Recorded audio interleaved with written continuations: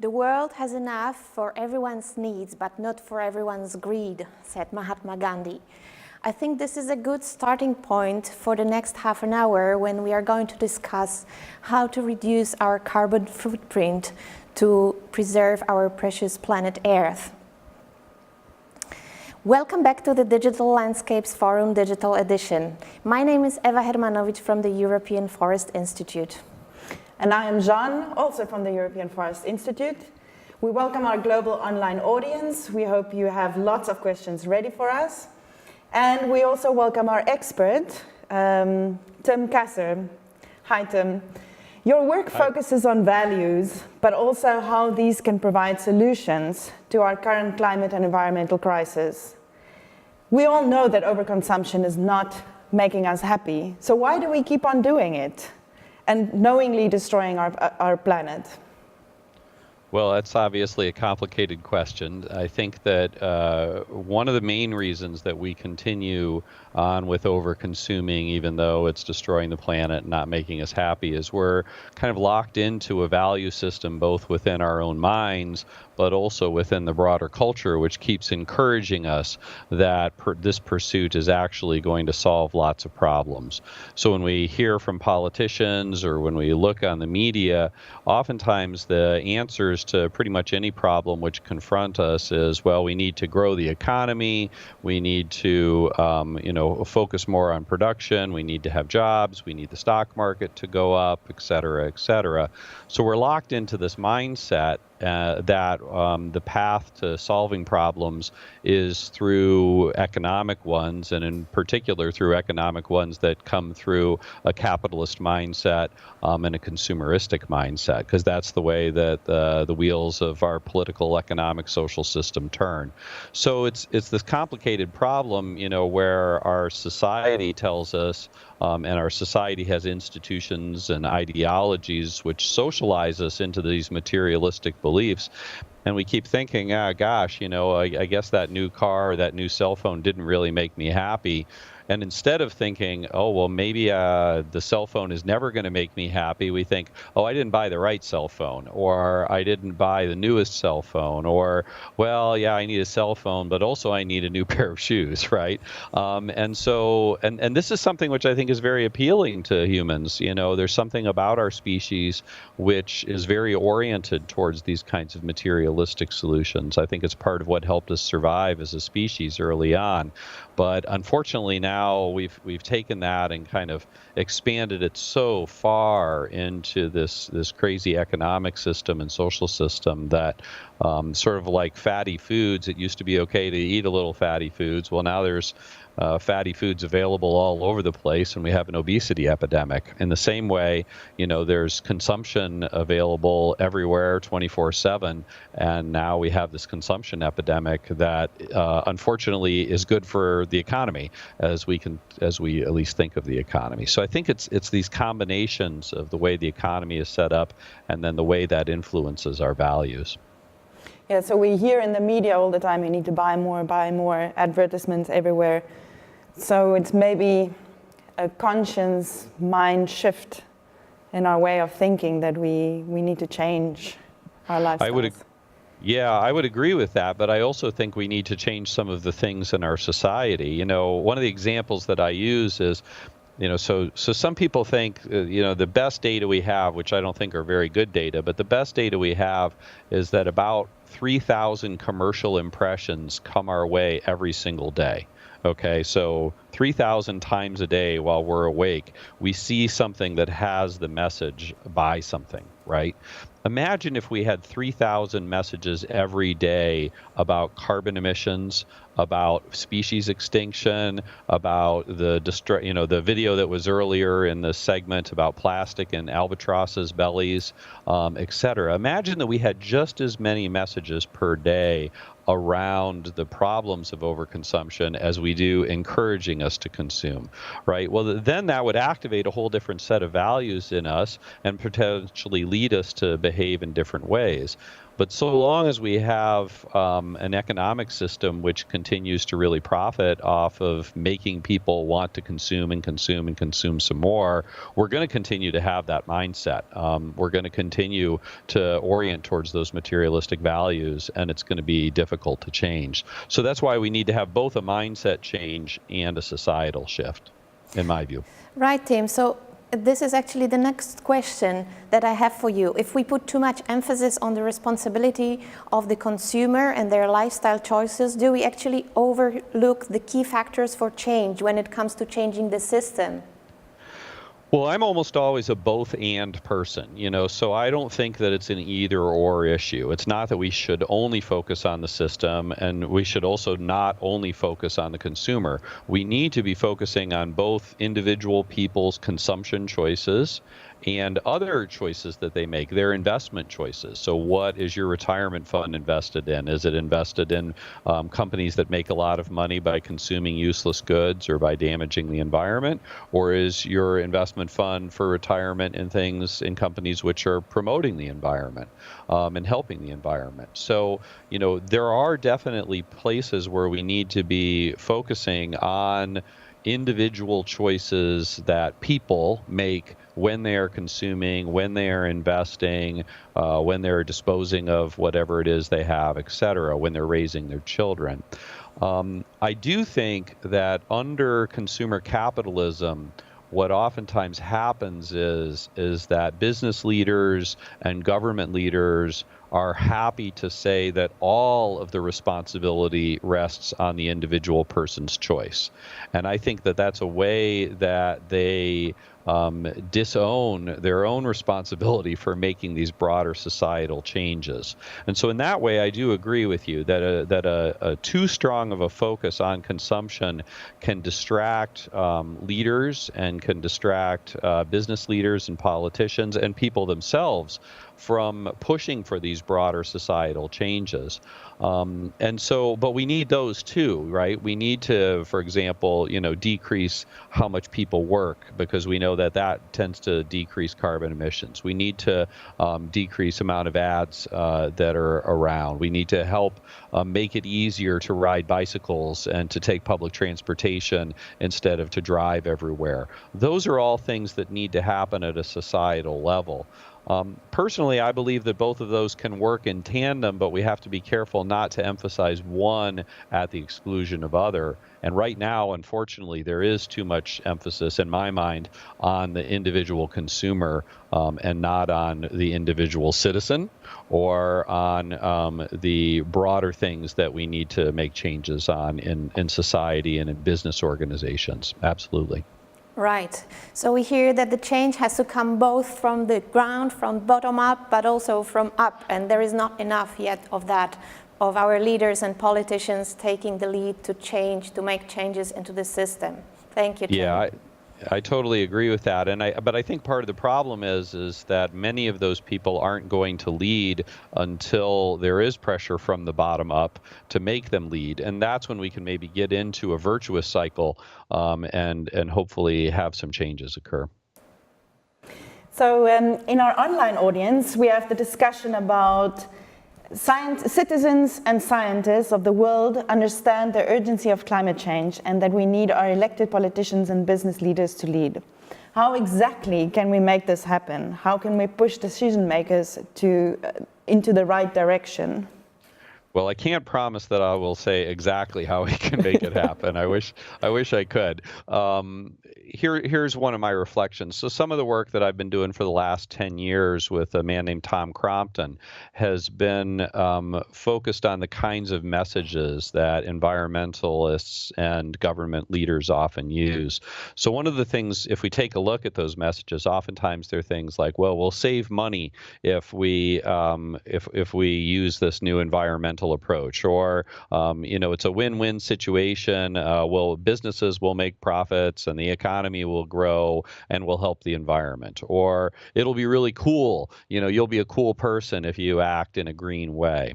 Now, for me, I can say that's exactly the wrong way to do it, okay? And I feel fairly confident about that. And I think if we take a look at the history of how little progress we've made as a world, while that has been the dominant way of trying to convince people, we can see that maybe that sort of messaging is not very effective.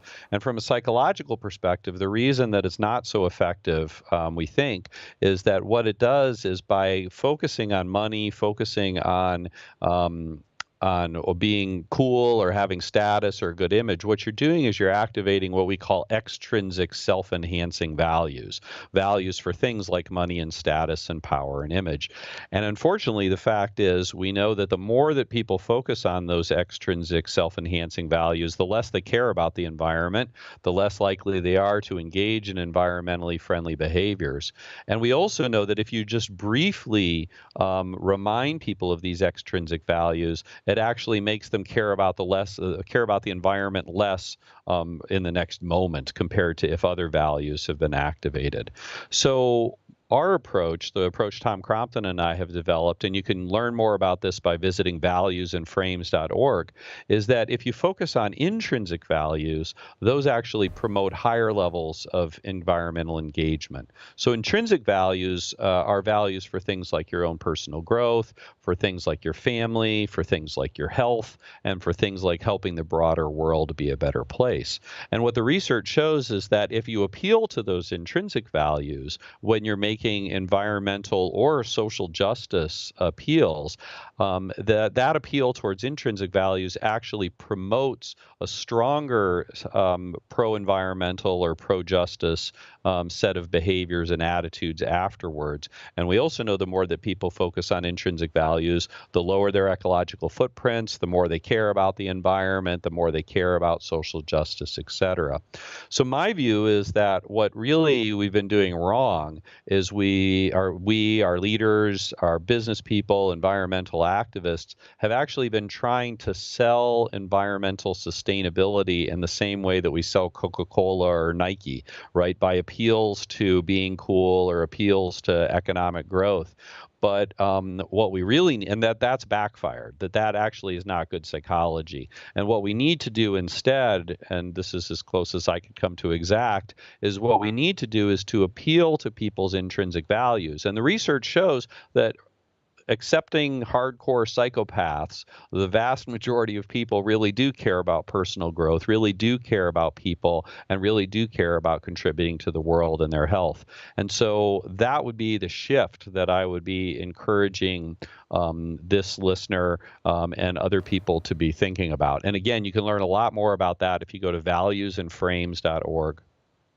So go back to the intrinsic values and our communities and ourselves more than materialistic. And in our communications, absolutely. Yeah. So we've got another interesting question from the online audience. How exactly can lifestyle changes contribute to reaching the 1.5 goal? Which is the most important transformation in our life to make? This is going to be a funny answer. I think that the most important transformation in your life to make is the one that you can make next week. Okay, to me, that's the most important one. First you do, and if that is eating less meat, then do it. If that is taking public transport or riding your bike more, then do it. If that means changing your investment portfolio, then do it.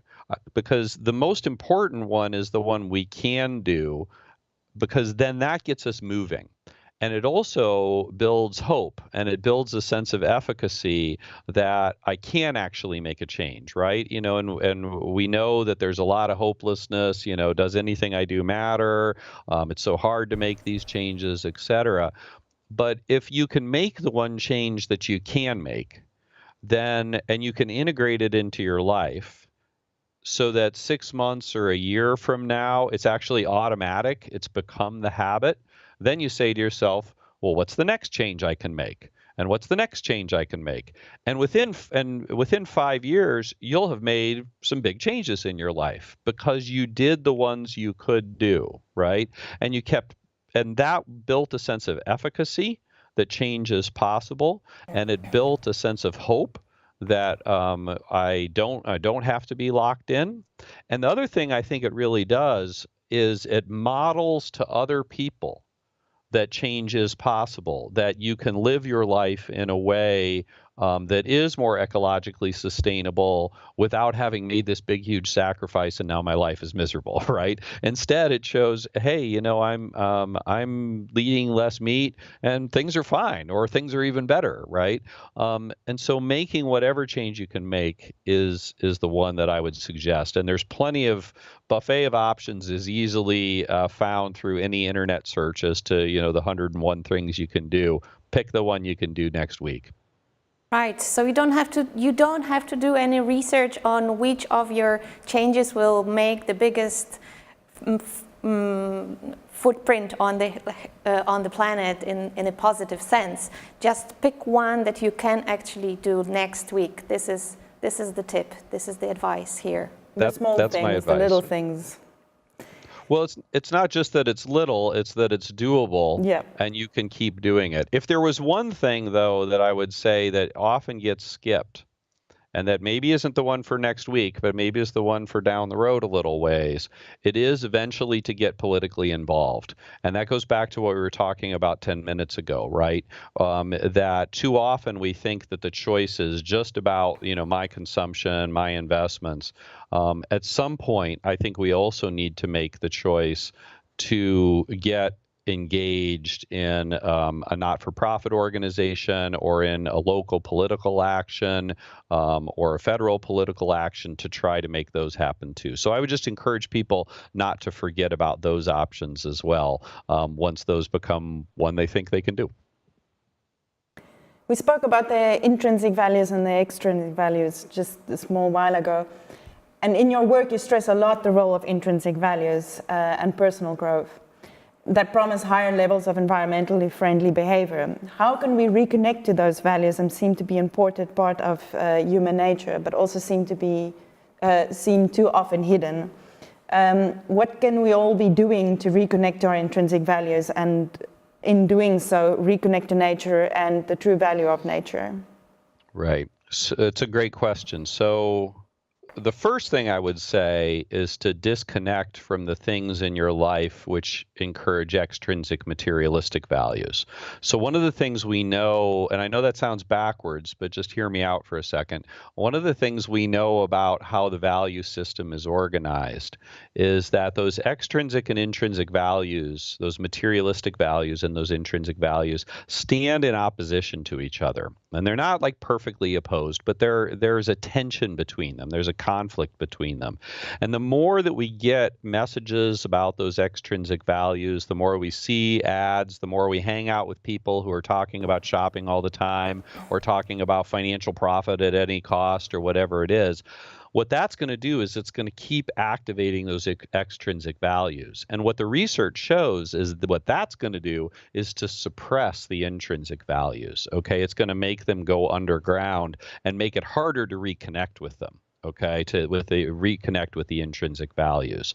So I think the first step is to take a look at the parts of your life where you feel like you're getting those kinds of extrinsic value messages a lot, the people in your lives, the media in your life, your work situation, whatever it is, and try to stop that for as long as possible. So one good thing to do that I used to assign in a class is to go on a fast for a while, a social media fast or an advertising fast, and try for a week or two to decrease how much you're exposed to that as much as possible. Don't say you're doing it forever. Just give it a shot for a couple of weeks.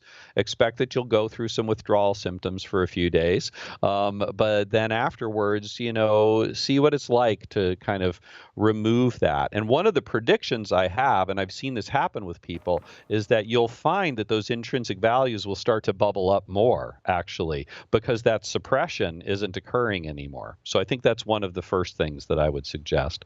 The second thing I would say is that, and this is one of the things I really like about thinking about intrinsic values, is that values are broad. Okay, so to say I care about my personal growth could mean in terms of specific behaviors a lot of different things. So for one person, personal growth might mean spending more time meditating.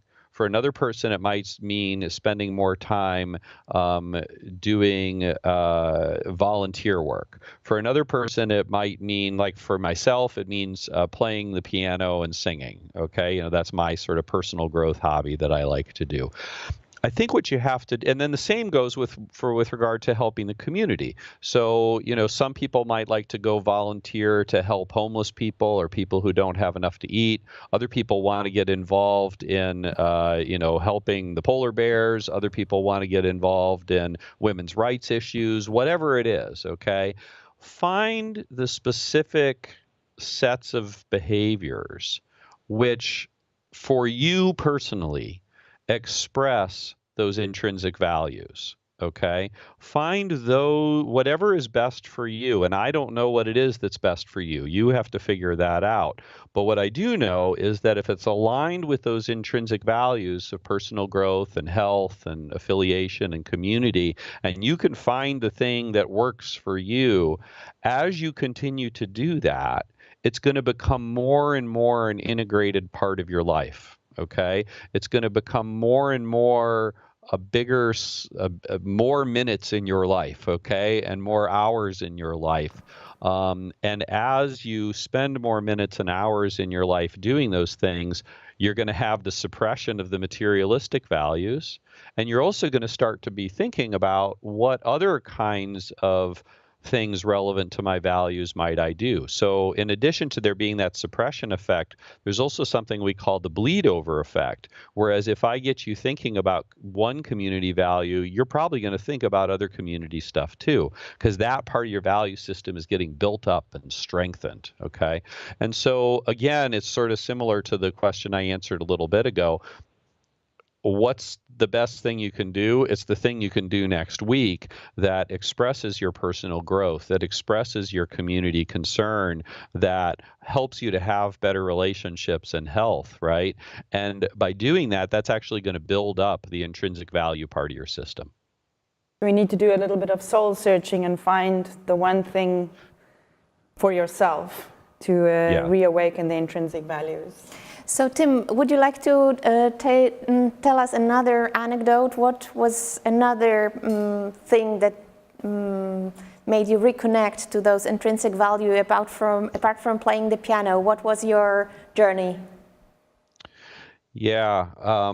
Wow. So I'll try to keep this short because obviously whenever you ask somebody to talk about themselves, they could talk forever, right? So I would say, the first thing I would say was that when I first began my research on as a psychologist, my life was not very well aligned with the values that I think I have now. And I didn't really care about the environment very much. I didn't really care about how whatever money I had was invested. I wasn't a vegetarian. Now I live on 10 acres of land. I've been vegetarian for 12 or 15 or 20 years. We grow a lot of our own food. I involve myself. I'm on the board of a social justice activist organization. So I do a lot of volunteer work with that. I never would have done that stuff before. I still fly more than I wish, but I try never to fly for personal reasons. So I try to fly only for professional reasons. And again, I go back to what I said before. It's been a slow process, and I have to give my wife a lot of credit for it too. So sometimes what happens in our relationship, we're different people in certain ways, but our values are very similar. And so we'll be like doing whatever we'll do. Her name's Ginny, and she'll say, "Yeah, but why do we do it this way? That's not in line with how we think." And I'll be like, Oh yeah, and we kind of ramp each other up, if you will, right? We suggest to each other different things, so she's the one who actually largely got me to be vegetarian. Not that she pressured me or anything, but by her being vegetarian, I ended up seeing, hey, this is a good way to live. And she's definitely the brains behind the garden. I'm just the brute force on the garden, but I really learned to enjoy gardening, and to find it a fun thing to do. So, boy, if you can get a great spouse that helps you out or a great friend, that's what's helped me an awful lot, and a lot of soul searching, I have to say, and a lot of just stopping and thinking and looking at my life and saying, hey, is what I'm doing actually in line with what I think is important? And that's a scary question to ask yourself, right? Because if the answer is no, then you're like, God, I'm a hypocrite, right? And then you have to but you have to confront that hypocrisy in yourself. And I feel like that's something that I have worked hard at, is to find the places where I'm a hypocrite and to try to be less of a hypocrite than I was last year. I'm not there, but I feel like I'm closer than I was 20 years ago. Thank you, Tim, for sharing this very personal view, and congrats to Ginny. Well done. Power to women. And I think one of the hardest things must be to realize I am maybe being a little bit of a hypocrite, and then take the step and make the change. And Yeah, that's right. teamwork with colleagues, with friends, with partners. Yeah. I mean, when I teach about, these feelings of hypocrisy, and when you feel them, you have three options. You can either change your behavior, which is what I've tried to do. You can change your attitude and say, no, those values aren't really important. Or you can go get drunk and kind of block yourself from the thoughts, so that you aren't aware of your hypocrisy anymore. Those last two aren't good options, right? The best option is to go change your behavior. Can you speak to us about a little bit more about the value of responsibility, and how to take on responsibility and what it looks like in action throughout the system? Yeah. So one of the things that we know from the research literature on values is that responsibility is actually one of those. It's not called an intrinsic value, but it's called a self-transcendent value, and those are very similar to the intrinsic values. So they're benevolence values, where you're transcending yourself, where you're thinking about something bigger than yourself. And what the research shows, again, just like with intrinsic values, the more that people focus on those self-transcendent values, including responsibility, the more pro-socially they behave, and the more they behave in pro-environmental ways. And so I do think that this issue of responsibility gets to the very core of that, right? Especially when it comes down to sustainability issues. And so the question, I think I like to look at the roots of words, right? So responsible, at least in English, means the root is to respond, right? So what am I responding to? I'm responding to this challenge that I have, right? The challenge that my children and grandchildren are, if things continue, likely to have a fairly unpleasant world to live in. And so what is my response? Right? And what is my ability to respond? And I think that's, again, what we need to think about as individual people, and we need to push on our leaders to make our leaders responsible as well, and to say, you need to respond to this, not ignore it, not brush it under the table, and not say that economic growth is more important than a sustainable world. We need you to be responsible by responding in these ways. That's how I think of responsibility. So it's also coming from the leaders and to also take responsibilities, but also ourselves. Yeah, so we are responsible for pushing our leaders to be responsible. So Tim, in your work, you have come up with an alternative to GDP, and a new indicator. Can you share with our online audience how it works and how it will help us in reconnecting to nature? Well, the first thing I want to say is it wasn't me. Okay, I stole from lots of people who've done lots of great work before me. So people in Bhutan and France and cities like Jacksonville and Santa Monica. Okay, so what I've recently done is we have a paper that is in press right now in Social Indicators Research, which is a science journal, where what we did was we had people pretend to be a city mayor, and we either gave them information that was purely economic as they were making decisions, or gave them information that was both economic and about well-being and about pollution. And then we had them make a series of decisions about how to use some natural land, whether to develop it or whether to leave it in its natural state. And we found that the people who just got economic information, which is what usually happens, right, in most governments, developed about 50% more of the natural land than did the people who had the alternative indicators. Okay, so there's something about providing those city leaders and making them listen to not just economic indicators, but also well-being indicators and also environmental indicators, and packaging them all together, that seems to help people when they're in that city government position to make more responsible decisions about nature. Okay, thank you, Tim. I think we'll have to start wrapping up because the time is almost up. So, yeah. Yes. So our final question, which we ask all of our speakers today, will be, where do you see most hope?